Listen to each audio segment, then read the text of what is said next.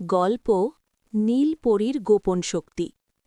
এক ছিল ছোট্ট একটা গ্রাম, নাম তার শান্তিপুর।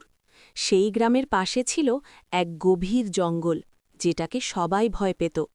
কারণ মানুষ বলতো ওই জঙ্গলে নাকি পরীরা থাকে। গ্রামে থাকত এক গরিব কিন্তু সাহসী ছেলে, তার নাম রাহিম। রাহিম ছোট থেকেই খুব কৌতূহলী ছিল। একদিন সে ঠিক করল, আমি জঙ্গলে গিয়ে দেখব সত্যিই কি পরী আছে। সন্ধ্যের পর সে চুপি চুপি জঙ্গলে ঢুকে গেল। চারদিকে অন্ধকার, শুধু ঝিঝি পোকার শব্দ। হঠাৎ সে দেখতে পেল দূরে নীল আলো জ্বলছে। ভয় পেলেও সে এগিয়ে গেল। কাছে গিয়ে সে অবাক, সেখানে এক সুন্দর নীল পরী দাঁড়িয়ে আছে। তার ডানা ঝকঝক করছে, চোখে মায়া ভরা আলো। পরী মৃদু হেসে বলল, ভয় পেও না রাহিম, আমি তোমার ক্ষতি করব না। রাহিম অবাক হয়ে বলল, তুমি আমার নাম জানো কিভাবে? পরী বলল, আমি অনেক দিন ধরে তোমাকে দেখছি, তুমি সাহসী আর সৎ, তাই তোমার সাথে দেখা করতে এসেছি। এরপর পরী তাকে একটা ছোট্ট নীল পাথর দিল। বলল, এটা একটা জাদুর পাথর, যখনই তুমি ভালো কাজে ব্যবহার করবে এটা তোমাকে সাহায্য করবে। রাহিম খুশি হয়ে বাড়ি ফিরে এলো। পরদিন সে দেখল তার গ্রামের এক বৃদ্ধ খুব অসুস্থ।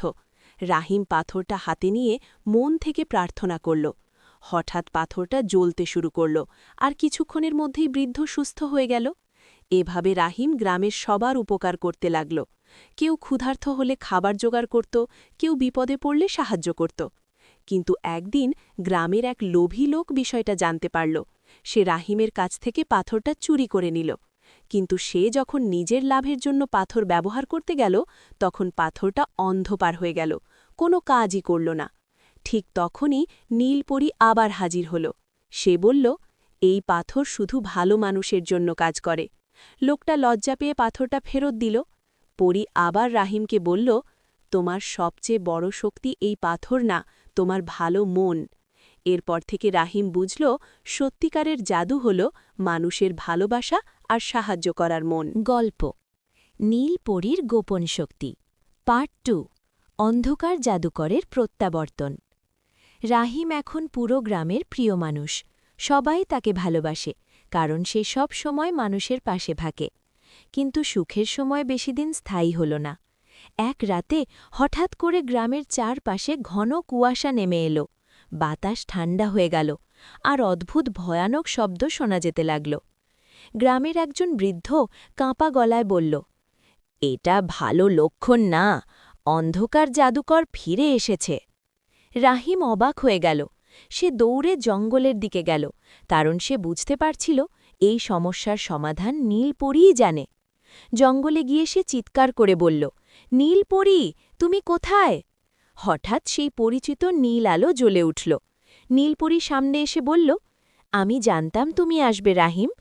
রাহিম উদ্বিগ্ন হয়ে বলল, গ্রামে ভয়ানক কিছু হচ্ছে, এটা কে করছে? পরী একটু দুঃখের সুরে বলল, এক অন্ধকার জাদুকর অনেক বছর আগে এই জঙ্গল দখল করতে চেয়েছিল। আমি তাকে থামিয়েছিলাম, কিন্তু এখন সে আবার ফিরে এসেছে, আর সে তোমার জাদুর পাথর চায়। রাহিম দৃঢ় কণ্ঠে বলল, আমি কখনোই এটা খারাপ কাজে ব্যবহার করতে দেব না। পরী বলল, তাহলে তোমাকে তার মুখোমুখি হতে হবে, কিন্তু মনে রেখো, শুধু জাদু না, তোমার সাহসই তোমার সবচেয়ে বড় শক্তি। এরপর রাহিম গ্রামের দিকে ফিরে এলো। মাঝরাতে হঠাৎ আকাশ কালো হয়ে গেল, বজ্রপাত শুরু হল, আর সেই অন্ধকার জাদুকর উপস্থিত হল। তার চোখ লাল, কণ্ঠ ভয়ঙ্কর। রাহিম, আমাকে সেই পাথর দাও, না হলে এই গ্রাম ধ্বংস করে দেব। সবাই ভয় পেয়ে গেল, কিন্তু রাহিম সামনে দাঁড়িয়ে বলল, না, আমি এটা তোমাকে দেব না। জাদুকর রাগে আগুন হয়ে গেল। সে শক্তিশালী কালো জাদু ছুঁড়ে মারল। ঠিক তখনই রাহিম তার পাথরটা শক্ত করে ধরে বলল, আমি ভয় পাই না, আমি আমার গ্রামকে রক্ষা করব। হঠাৎ পাথরটা আগের চেয়ে অনেক বেশি উজ্জ্বল হয়ে উঠল।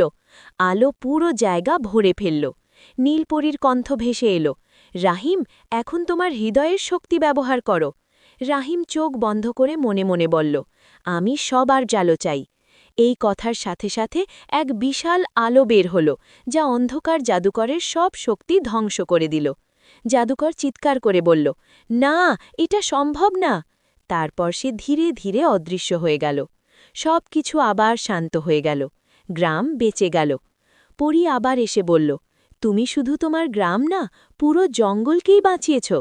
রাহিম হাসল, আমি শুধু আমার দায়িত্ব পালন করেছি। পরী মুচকি হেসে অদৃশ্য হয়ে গেল, কিন্তু তার আলো রাহিমের হৃদয়ে চিরকাল থেকে গেল। গল্প নীলপরীর গোপন শক্তি পার্ট 3 শেষ বিদায়। অন্ধকার জাদুকরকে হারানোর পর শান্তিপুর গ্রাম আবার আগের মতো শান্ত হয়ে গেল। সবাই খুশি, সবাই নিরাপদ। কিন্তু রাহিমের মনে এক অদ্ভুত অনুভূতি। সে বুঝতে পারছিল কিছু একটা বদলাতে যাচ্ছে। এক রাতে সেই পরিচিত নীল আলো আবার জ্বলে উঠল। রাহিম জঙ্গলের দিকে দৌড়ে গেল। নীলপরী সেখানে দাঁড়িয়েছিল, কিন্তু আজ তার আলো আগের চেয়ে কম। রাহিম চিন্তিত হয়ে বলল, তুমি ঠিক আছো তো? পরী মৃদু হেসে বলল, আমার সময় শেষ হয়ে আসছে রাহিম। রাহিম অবাক হয়ে বলল, মানে, তুমি কোথায় যাবে? পরী ধীরে বলল, আমি এই জঙ্গলের রক্ষক ছিলাম। এখন যেহেতু অন্ধকার জাদুকর শেষ, আমার কাজও শেষ। আমাকে চলে যেতে হবে অন্য এক জগতে। রাহিমের চোখে পানি চলে এলো। তুমি চলে গেলে আমি একা হয়ে যাব। পরী কাছে এসে বলল, না, তুমি কখনো একা না। তুমি এখন নিজেই আলো। এরপর সে সেই নীল পাথরটা রাহিমের হাতে তুলে দিল। কিন্তু এবার পাথরটা বদলে গেছে। এটা আরও উজ্জ্বল, আরও শক্তিশালী। এটা এখন তোমার দায়িত্ব। তুমি এই গ্রামের নতুন রক্ষক। রাহিম কাঁপা কণ্ঠে বলল, আমি কি পারব? পরী বলল, তুমি আগেই প্রমাণ করেছ। হঠাৎ চারপাশে আলো ছড়িয়ে পড়ল। বাতাসে মিষ্টি গন্ধ, আকাশে তারার মতো ঝিলমিল। পরী ধীরে ধীরে আকাশে উঠতে লাগল। রাহিম চিৎকার করে বলল, আমি তোমাকে ভুলব না। পরী হাসল, আমিও না রাহিম। তারপর সে আলো হয়ে মিলিয়ে গেল। নতুন শুরু। পরদিন সকাল। সূর্যের আলো গ্রামে পড়েছে। সব কিছু নতুন লাগছে।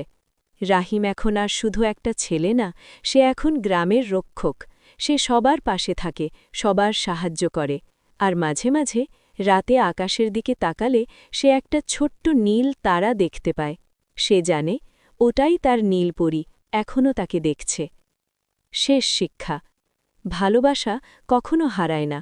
যারা সত্যি ভালো, তারা সব সময় আমাদের হৃদয়ে থেকে যায়।